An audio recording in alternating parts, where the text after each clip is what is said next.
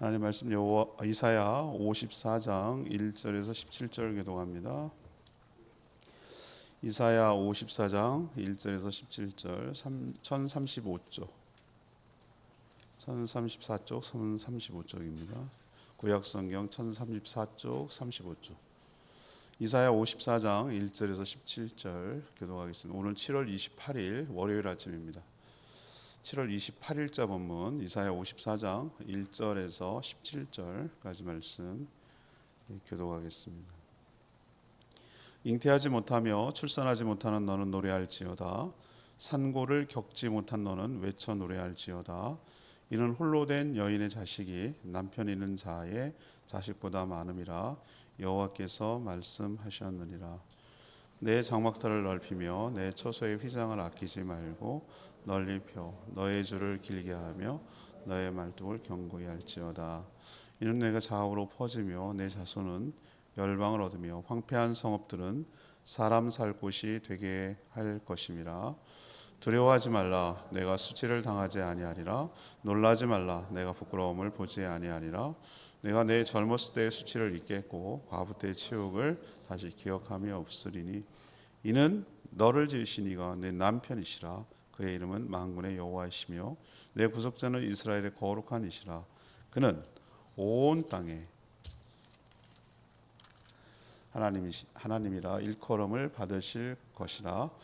여호와께서 너를 부르시되 마치 버림을 받아 마음에 근심한 아내 곧 어릴 때에 아내가 되었다가 버림받는 자에게 함과 같이 하실 것임이니라. 내 하나님께서 말씀하셨느니라.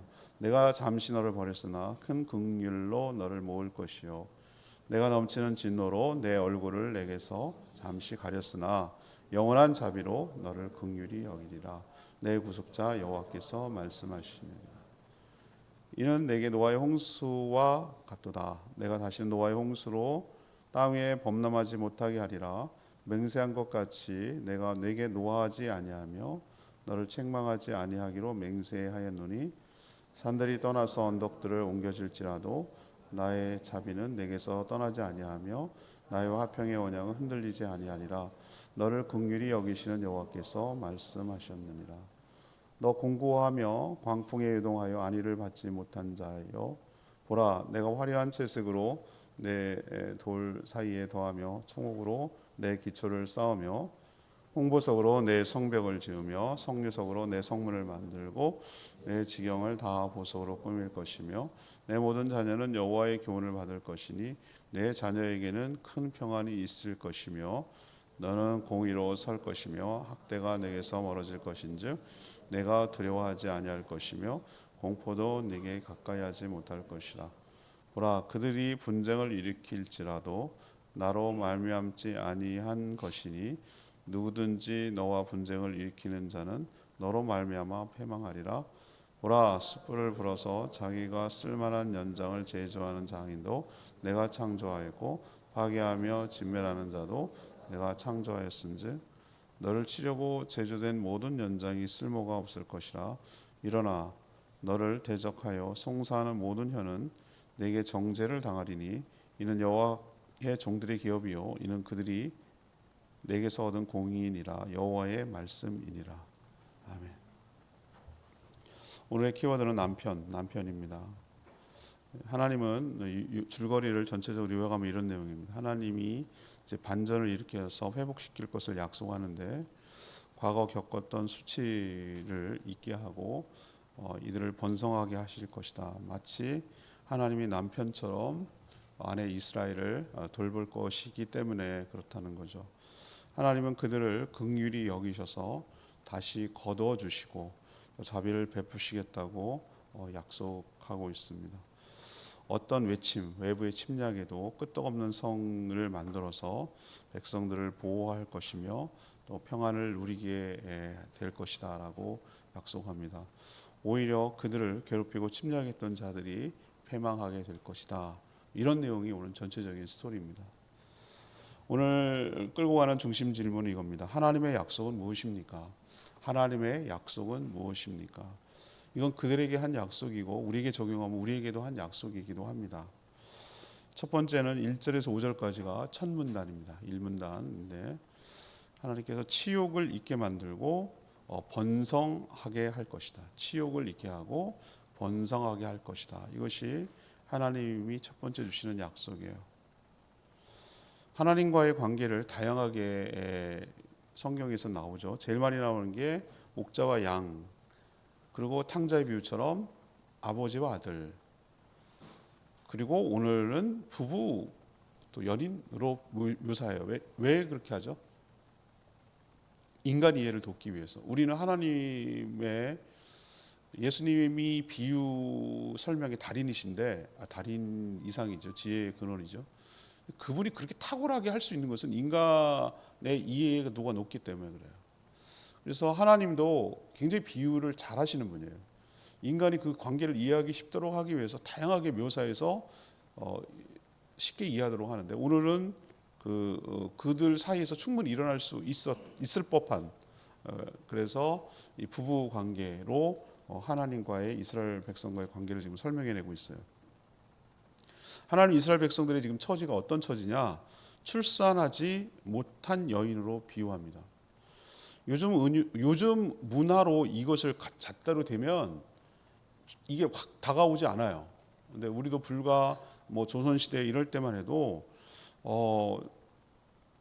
아이를 낳지 못하는 그런 여인은 세상에서 가장 가련하고 불쌍한 여인으로 취급받았어요. 요즘 그게 어때서 이렇게 나오는 추세잖아요, 그죠? 무자식이 상팔자야, 없는 대로 그냥 딩크족처럼 사는 거지 이런 문화가 들어왔기 때문에 이런 말을 해도 확 다가오지 않아요. 왜 그러냐면 그때는 가부장적이고 남성 위주이기 때문에 아버지, 남편, 아들로 이어져야만 관계성 속에서 여인의 위치가 존재했기 때문에 그럴 수밖에 없는, 그래서 자녀가 없다는 것은 곧 나의 아무것도 없는, 그냥 껍질밖에 없는 그런 느낌이었기 때문에 그것이 이들에게 이런 얘기를 하면 확 와닿는 거예요. 결혼했는데 자녀가 없어요. 그러면 남편은 소박받고 내쫓기고 이런 가련한 불쌍한 여인의 대명사 상징이 바로 출산하지 못한 여인이죠. 근데 하나님께서 그런 처지에 있는 이스라엘 백성들을 반전을 일으켰다는 거예요. 반전. 그래서 어떤 반전이냐? 누구보다도 자녀가 많은 복받은 여인으로 바꿔주시겠다. 이렇게 오늘 약속하고 있어요. 그래서 하는 말이 뭐라고까지 얘기했냐면은 이제 장차 자녀가 많아질 거니까 오늘 이렇게 얘기해요. 집터를 더 넓혀라. 집 지을 터를 넓히고 처소의 휘장, 그때는 천막으로 쳤으니까 휘장을 더 넓게 펴라. 그러니까 확장하라는 거예요. 왜? 자녀들이 더 많아질 것이기 때문에 그런 자녀들이 살기 위해서는 확장시켜야 된다. 왜? 좁은 집에서는 자녀들이 비좁아서 살 수가 없을 것이다. 그리고 한수 더 떠서 한 집만 넓히는 것이 아니라 오늘 자손들이 점점 많아지고 분가해가지고 좌우로 퍼져서 열방을 얻게 될 것이니까, 황폐한 성읍까지 사람 사는 곳으로 만들게 될 것이니까 더 건설하고 집을 만들고 더 넓히라, 이렇게 얘기하는 거예요. 이건 비유죠. 비유입니다. 이스라엘 백성이 다시 회복했을 때 그렇게 많이 집을 넓히고 그 정도까지는 회복이 안 됐어요. 제가 말하지만 이 이사야는 굉장히 신약적인 내용이 많이 함유되어 있는, 내포되어 있는 그런 이중적인 그 예언을 담고 있기 때문에 이게 1차적으로는 이게 어떤 뜻이야라고 잘 이해가 되지 않으나, 이것을 신약의 관점에서 이것을 다시 살펴보면 이게 왜 이렇게 말했는지에 대해서 이해가 되는 거예요. 자, 우리는 그 이스라엘 백성들은 혈통적으로, 민족적으로 유대 종교 할례를 받고 이런 쪽으로만 자기의 무리라고 생각했는데, 하나님은 더 큰 그림을 그리고 있었어요. 예수 그리스도, 신약의 근거가 되는 예수 그리스도를 통해서 예수 그리스도를 믿는 자는 하나님의 백성과 하나님의 나라가 되도록 더 넓힐 계획을 갖고 있었다는 거예요. 그래서 이걸 갖다가 지금 적용하면 맞아떨어지는 거예요. 맞죠? 이게 왜 맞느냐? 예수 그리스도를 믿어서 믿는 백성들이 점점 많아질 것이니까, 그리고 열방을 차지할 거니까, 없는 곳이 없게 될 것이니까, 집터를 넓히고 확장하고 더 많은 하나님의 자녀가 생길 것이니까. 그때 당시에는 이스라엘이 하나님의 나라로 축소됐다면 이제는 예수 그리스도를 통한 보이지 않는 하나님의 나라, 공교회가 더 확장되어 갈 거니까 이 얘기가 맞는 거예요. 더 넓히라고 했던 말이 맞았고 그 예언이 지금 성취되고 있다는 것이죠. 신약교회의 회복을 통해 실현됐어요. 과거에 비하면 성도들이 이스라엘 백성으로 국한하지 않고 성도들이 폭발적으로 늘었기 때문에 그렇습니다. 이런 반전이 일어날 수 있는 근거가 중요해요. 하나님이 그들의 남편이 되어주셔서 이렇게 될 수 있도록 모든 책임을 다했기 때문이에요. 그래서 더 이상 이스라엘 백성들은 과부처럼, 자식 못 낳는 과부처럼 그렇게 살지 않고 자녀가 많은 그 어머니처럼 당당하게 살아갈 수 있도록 그 교회를 어머니라고 그러잖아요. 성도들의 어머니 같다고 하잖아요. 품고 양육하고 길러내고 또 태어나게 하고 이런 의미에서 어머니 같다고 말하잖아요. 그래서 이 비유가 맞구나. 교회를 통한 하나님의 자녀들이 재생산되고 또 확장되어 나가겠다는 하나님의 뜻이, 의지가, 예언이 이렇게 실현되는구나라는 것을 알 수 있는 것이죠. 기억하십시다. 하나님의 첫 번째 약속은 뭐냐? 그때 700년 전인데 모든 부끄러움을 잊게 만들고 하나님의 백성들, 자녀들이 많아져서 번성하게 하실 거다라는 내용이 지금 이 시대에 이루어졌고 이루어져가고 최종적으로 완성될 줄로 믿습니다. 두 번째 약속은 뭐냐? 6절에서 11절이에요. 까지인데 긍휼히 여기셔서 회복시켜 주실 것이다. 긍휼히 여기셔서 회복시키실 것이다. 이게 두 번째 약속이에요. 하나님의 택한 백성들이 회복될 수 있었던 근거는 백성들에게 있지 않아요. 이들이 한 것은 아무것도 없고 어떤 것을 할 수 있는 처지도 아니었어요. 회복의 근거는 철저하게 오로지 어디에 근거하는가? 하나님의 긍휼하심에 있어요. 그분의 긍휼하심. 이스라엘 백성들의 처지는 젊은 나이에 남편에게 버림받은 과부와 같은 신세라고 말했어요. 그런데 그 남편은 그 버린 아내를 다시 긍휼, 측은히 여겨서 다시 거두어들이고 자비를 베풀겠다라고 오늘 얘기를 하고 있습니다. 그리고 노아 홍수 이후에 다시는 물로 심판을 하지 않겠다라는 상징으로 무지개를 띄워서 무지개 언약이라고 표현하잖아요. 하나님의 약속이거든요. 그것처럼, 그렇게 한 것처럼 이제부터는 그렇게 내쫓았던 것을 다시 거둬들인 그 아내를 향해 화내지 않고 책망하지 않을 것이고 자비가 떠나지 않게 하셔서 화평을 누리게 할 것이다 라고 오늘 선언하고 예언하고 있어요. 그런 관계로 스스로 만들어내겠다라고 하셨어요. 긍휼은 어떤 걸 말하는 거죠? 불쌍히 여기는 건데 값싼 동정심이 아니에요. 안 됐다, 찌찌찌, 이런 개념 정도가 아니에요. 어쩌면 가슴 깊이 우러나는 사랑이에요. 그냥 있는 그대로를 인정하고 존중하고 수용하고 용납하고 받아들이는, 그것이 전 긍휼이라고 생각해요. 부족함에도 불구하고 그냥 그 사람은 있는 그대로 생겨 먹기를, 그런 걸 어떡하겠어. 여러분 마음 가운데 긍휼한 마음이 있어야 결혼 생활 할 수 있어요. 서로 긍휼히 여겨야 돼. 내가 뜯어고치려고 하면 안 되고 그냥 있는 그대로를 받아들이는 거예요. 하나님께서 인간들의 이 백성의 패역함과 연약함을 알고 계세요. 정말 너무 싫어. 그런 모습이 나타나는 게 너무 싫지만 그럼에도 내칠 때도 있었어요. 그렇지만 다시 걷어들여서 끝까지 포기하지 않고 그 관계를 만들어가겠다는 하나님의 의지 때문에 이들이 구원을 받고 회복할 수 있는 것이지, 이들이 어떤 것 때문이 아니라는 걸 우리가 알아야 되는 것이죠. 이 긍휼이라는 것은 설명할 길이 없어. 어떤 이성과 논리를 초월해요. 아니, 불쌍히 여겨지는 마음을 어떻게 그걸 논리적으로 설명하겠어? 쟤는 불쌍히 여김 받을 애가 아니야. 자기 잘못이야. 그렇게 돼도 싸. 그런데도 왜 불쌍히 여기죠? 그걸 어떻게 설명하겠어요? 근데 그런 마음이 일어나는 걸 어떻게 하겠어요? 이건 하나님의 마음이에요. 하나님의 어떤 분 속성 같은 거예요. 우리를 긍휼히 여기시는 하나님. 이것 때문에 우리가 구원을 받았고 이것 때문에 우리가 받게 될 줄 압니다. 우리도 여기에 적용을 받는 거예요.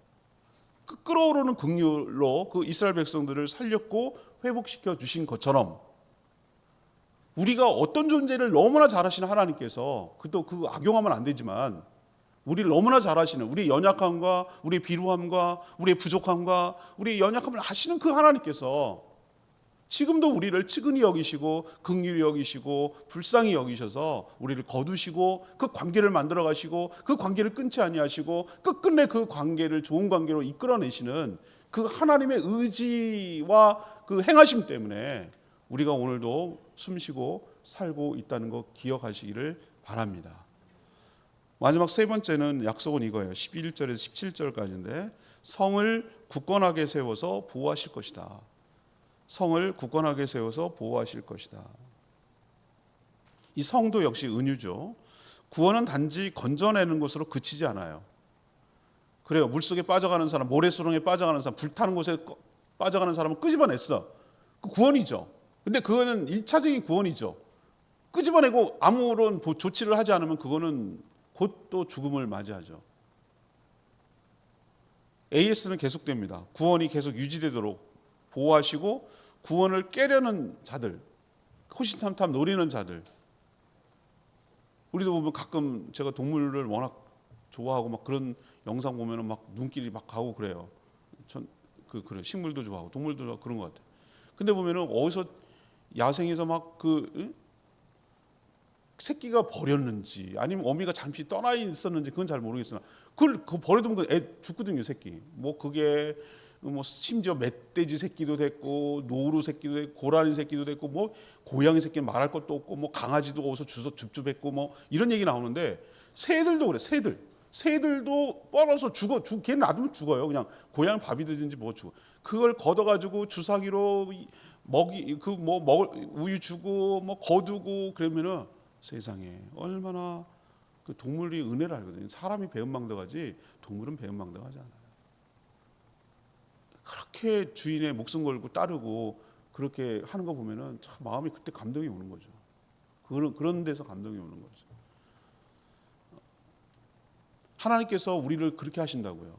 그냥 그 위험에서 끄집어내서 내가 할 일 다 했어. 네가 알아서 살아. 그건 무책임한 겁니다. 나도 끄집어냈어도 위험에서 끄집어냈어도 놔두면 죽습니다. 우리가 그런 존재예요. 죄와 사망에서 끄집어냈어. 그걸로 끝이면 구원이 아니에요. 그 구원이라는 것은 그 모든 것이 회복돼서 그답게 누리며 살아갈 수 있도록까지 만들어내는 것이 구원의 전체적인 그림이죠. 그래서 하나님은 그렇게 하겠다는 구원의 의지를 어떻게 표현하냐? 백성들이 안전하게 보호하고 살 수 하게 하겠다는 의지를 견고하고 화려한 성읍의 건설로 묘사하고 있어요. 지금 성읍 만드는 사람이 어디 있어요? 도시를 만드나? 이게 제가 얘기했잖아요. 당시 이해 수준으로 얘기할 수밖에 없어요. 저는 이것이 뭐라고 생각하냐면 좀 이따 얘기하지만 하나님의 천국 건설이라고 생각해요. 예수님이 뭐라고 그랬죠? 내가 다시 너네들 데리러 올 건데 내가 너네들이 살 거처를 만들어 놓고 오겠다. 요즘은 조그만 빌라를 맨션이라고 하는데 맨션은 뭔지 아세요? 어마어마한 대저택을 말하는 거예요. 유럽에서 말하는 거대한 성 정도를 말하는 거예요. 그걸 만들고 오겠다라는 것이 여기에 투영되고 있다는 걸 보여줘요. 하나님은 그 구원한 백성들이 살아갈 터전을 만들어주겠다. 그것이 그 당시 언어로는 성읍이에요. 성벽은 왜 합니까? 지금도 왜 곳곳에 유적지 성벽이 남아 있습니까? 그게 외적들로부터 보호해주는 1차적인 울타리니까. 함부로 거길 넘어서지 못하고 성문으로만 들어오니까. 성문 닫아버리면 못 들어오니까. 그것이 그들을 보호하고 그 안에 안식을 누린다는 안정감을 누리게 하는 것이 그래서 도시마다 성읍마다 울타리를 치고 성벽을 세워놨잖아요. 근데 그 성읍이 독특합니다. 그냥 돌로 세워져도 튼튼하게만 하면 될 건데 하나님은 의도적으로 은유를 써요. 온갖 보석이 그 성벽을 제작하는 성읍을 만드는데 재료로 사용되고 있어요. 건축자재로 사용되고 있는 게 오늘 나와요. 여러분이랑 한 구절 한 구절 읽어가면서 해야 되는데 그냥 아까 그냥 교도하듯이 무의식 중에 읽어가지고 그런 얘기를 했는데도 기억이 안 나죠. 보석 사용했다고 그랬어요. 오늘 통독 같이 읽었을 때. 근데 그 보석이 주는 의미가 뭐죠? 보석으로 집을 짓는다고? 그게 어떤 의미를 갖는 것 같아요? 1차적으로 화려하다 라는 의미도 있지만 두 번째는 귀하다, 가치 있다. 전 두 번째 방점이 찍혀요. 너희들이 살 곳은 허접한 곳이 아니야. 너희들이 존귀한 자이기 때문에 존귀한 자들이 살 만큼의 존귀한 집을 지을 거야라는 것을 그들의 언어로 설명해야 되기 때문에 보석으로 지었다고 말하는 거예요. 제가 옛날에 천국을 설명할 때인가 새가족인가 향산교에 있었을 때 얘기인 것 같아요. 그랬더니 이제 막 천국을 설명하니까 이렇게 얘기하더라고. 목사님 질문 있습니다. 지금 생겼어. 어느 집사님이 했는지 알겠다. 뭐라고 그러냐면 목사님 천국이 막 그 황금길을 걷고 막 무슨 청보석 무슨 보석으로 막 박혀 있다면서요. 그러는 거예요. 그래서 이거를 이분은 문자적으로 이해를 한 거예요. 이거를. 그러면서 하는 말이 발이 되게 시려울 것 같아요. 눈이 엄청 부시고요. 막 이러는 거예요. 그게 왜 천국이냐 이거지. 자기 입장에서는 너무 유치한 것 같대. 애들 보석놀이하고 소꿉놀이 하는 것 같다고. 그래서 내가 그랬지. 뭐라고 대답할게 해요. 그러면 천국이 좋다는 걸 어떻게 설명하겠어요? 하나님께서. 우리 인간의 눈높이, 유치부 애들한테, 꼬맹이한테 뭐라고 설명하시겠어요? 야, 이렇게 좋아. 그렇게 말하면 얘네들한테 얘기를 해야 될 거 아니야. 그렇죠? 얘네들의 언어로, 얘네들의 수준에서, 얘네들의 눈높이만큼 얘기해야지. 얘기하면 알아듣지. 뭐 어른들 얘기를 하면 알아듣겠어요, 꼬맹이들이? 그래서 하나님께서 우리의 편에서 천국이 정말 좋아, 귀해, 가치 있어, 대단한 곳이야 라는 것을 설명하기 위해서 우리들이 귀하게 여기는 그 보석을 재료로 성을 만들었어. 그래야지 이게 와, 좋은 거구나, 좋은 데구나 이렇게 이해하지 않겠어요? 오늘도 그걸 지금 적용하고 있는 거거든요. 진짜로 그걸 그렇게 뭐 보석 받고 말이지 뭐 이런 무슨 뭐 찜질방처럼 무슨 보석방 무슨 방 이런 개념이 아니라 우리가 생각할 때 가장 정말 좋다고 가치 있다고 생각하는 것을 전달을 해야 되니까 그런 언어를 쓸 수밖에 없다는 걸 여러분이 이해를 하셔야 된다. 저는 이게 아까도 말했지만 신약적인 거랑 통한다고 내가 말했어요. 이사야가 굉장히 신약적이에요.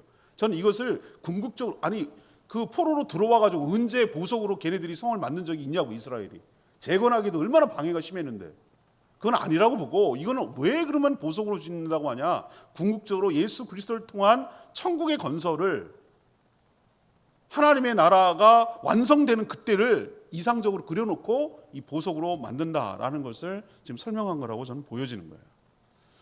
그리고 거기에서 하나님의 자녀들이 하나님의 교훈을 받고 평안히 누리며 살 것이다. 그들을 괴롭히며 두렵게 만들었던 원수들을 하나님께서 무찔러 완전히 멸망시킬 거다. 이게 주님이 재림하셔서 악한 원수들을 전부 다 소탕하고 지옥 형벌로 처해서 완전히 절단하고 심판하셔서 끝내버리려고 해야, 그래야 더 이상 이때 이 땅에 우리에게 악이 영향을 미치지 못하잖아요. 영향력이 상실되잖아요. 중력이 사라지듯이. 악한 영향력이 사라질 때 우리는 죄를 지으려도 지을 수 없는 상황 속에 놓이게 될 때 비로소 천국이, 하나님의 나라가 완성되는 것이죠. 그렇게 하겠다는 거예요.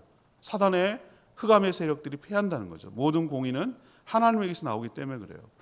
지금도 하나님은 저는 구원받은 자들을 구원해 놓고 끝, 이게 아니라 구원이 완성되는 그날까지 우리의 연약함과 부족함을 끝끝내 붙드시고, 우리에게 성령을 줬다는 건 우리 보증이에요. 보증금 내놔, 보증금 걸어, 이렇게 말하는 것이, 구원의 보증이 뭐냐? 증표를 갖다 딱딱딱 찍어놨어요. 그 안에 예수 그리스도의 영이신 성령을 우리 안에 주셔서 구원의 보증을 하게 하시고, 구원을 증거를 만드시고, 구원받았다는 확신을 주게 하시고, 그래서 이 구원받은 자들, 여기 안에 내 안에 예수의 영 성령이 있는 자들을 대상으로 구원을 끝내 이끌어내시고 완성시키시고, 우리를 요대로 두지 아니하시고 전혀 악이 상실된, 악의 영향력이 없는 그런 하나님의 나라, 새로운 나라, 전혀 지금과는 차원이 다른 나라, 지금과는 차원이 다르다라고밖에 표현이 안 돼요. 하나님 나라를, 그 하나님의 나라, 하나님이 직접 통치하시고 하나님을 직접 우리가 볼 수 있는, 예수 그리스도를 다이렉트로 직접 예배할 수 있는 그런 나라로 우리를 이끌어가고 완성해 주실 줄 믿습니다. 로마서 제일 8장 끝에 있는 것처럼 이 하나님과의 관계는 그 무엇도 끊을 수 없게 될 줄 압니다. 이게 바로 하나님이 세 번째 주시는 약속이에요. 오늘 5절의 말씀인 에마의 말씀, 5절 말씀. 이는 너를 지으신 이가 내 남편이라. 그의 이름 만군의 여호와시며 내 구속자는 이스라엘의 거룩한 이시라. 아까도 말했지만 하나님은 우리 이해를 돕기 위해서 하나님과 우리와의 관계를 다양한 비유로 묘사합니다. 목자 양, 주인과 종, 왕과 신하, 그리고 부부 관계로 묘사하죠. 하나님의 남편이면 그러면 우리는 신부입니다. 예수님도 이 땅에 오셔서 뭐라고 그랬습니까? 다양한 비유로 했고, 자신을 신랑, 신부를 성도들의 공동체인 교회라고 하셨습니다. 여러분, 천국 생활의 첫 시작이 뭘로 시작합니까? 어린 양의 혼인잔치로 시작합니다. 예수님이 기적을 베푸신 첫 번째 장면이 어디입니까? 가나의 혼인잔치로 시작했습니다. 그래서 굉장히 상징적인 의미가 있어요. 결합이죠. 결혼식이라는 게 뭡니까? 둘이 전혀 다른 인격체가 둘이 만나서 한 몸을 이루고 한 가정을 이루고 영원히 더불어 함께 살겠다는 시작점이 결혼이거든요. 천국이 그런 것이에요. 이제 따로따로 있던 것이 신부로 있던 것, 약혼자로 있던 것이 천국에서 시작할 때는 그리스도의 신부인 교회와 예수 그리스도가 결합된다는 거예요. 하나가 돼서 한 집에서 영원히 행복하게 함께 산다라는 것을 시작점을 어린 양의 혼인잔치를 비유하고 있어요. 그런 의미에서 이 비유가 맞는 거예요. 예수 그리스도가 우리의 남편 되고 그의 신부는 우리 교회, 거룩한 신부인 교회 공동체가 되는 것이죠. 요즘 망가져서 그렇지 원래 부부란 서로 사랑하고 책임지는 관계죠.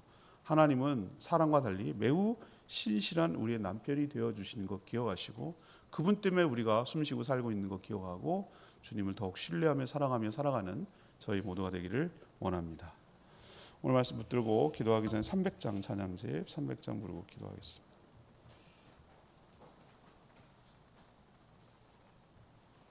찬양집 300장 하나님은 너를 지키시는 자.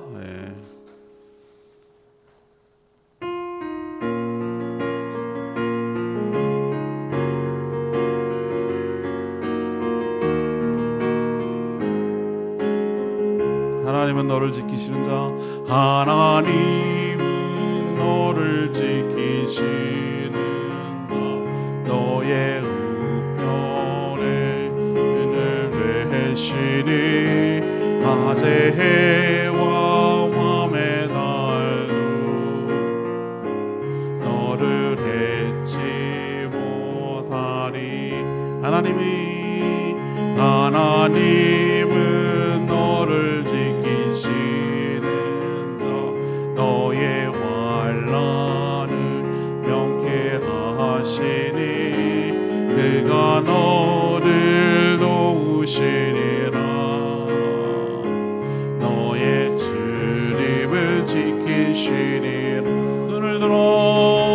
눈을 들어 산을 보라. 산을 보아라.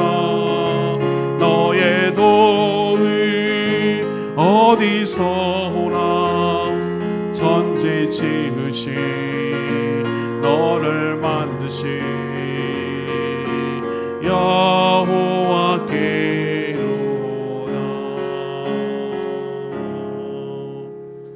오늘 하나님이 어떤 약속을 해주셨는지 구원에 관한 얘기죠.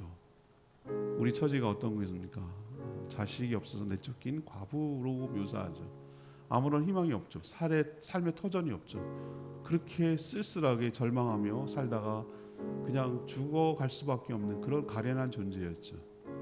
그러나 다시 회복시키시고 다시 걷어주시고 다시 긍휼히 여겨주셔서 그 관계를 회복시킬 뿐만 아니라 자녀들이 더 많아지고 장막이 넓어지고 아름다운 성읍을 건설하며 살 수 있도록 해주시겠다. 이건 딱 예수 그리스도를 통한 구원을 얘기하는 거예요. 그 구원의 계획 따라서 우리도 거기에 속하게 되었고요. 하나님 은혜 감사합니다. 그 나의 연약함을 그대로 인정하셔서 긍휼히 여기신 그 하나님의 사랑 때문에 우리가 살고 있음을 고백합니다. 더욱더 배신하지 아니하고 더욱더 그 사랑에 부응하며 보답하며 호응하며 살아가는 저희들, 거룩한 신부로 지어져가는 저희들 되게 해달라고 주여 외치며 기도하겠습니다. 주여 하나님은 너를 지키시는 자. 너의 우편에 은을 대시니 낮의 해와 밤의 달도 너를 잊지 못하리. 하나님은 너를 지키시는 자. 너의 환난을 명쾌하시니 그가 너를 도우시리라. 너의 주님을 지키시리라. 눈을 들어 산을 보아라. 너의 도움 어디서 오나. 천지 지으신 너를 만드신 여호와께로다.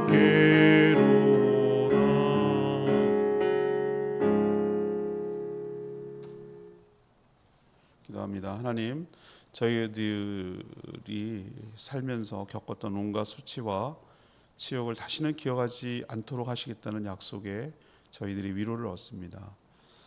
우리의 어떠함이 아니라 하나님이 남편 되어 주셔서 우리의 모든 허물을 덮어주시며 친히 책임져 주시기 때문입니다.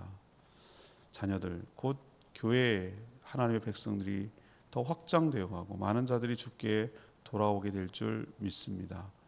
반전과 회복은 저희들의 무엇 때문이 아니라 하나님의 긍휼하심에 있음을 잘 압니다. 끝까지 우리에게 자비를 베푸시겠다고 언약하시는 하나님의 말씀에 큰 힘과 용기와 희망을 얻습니다.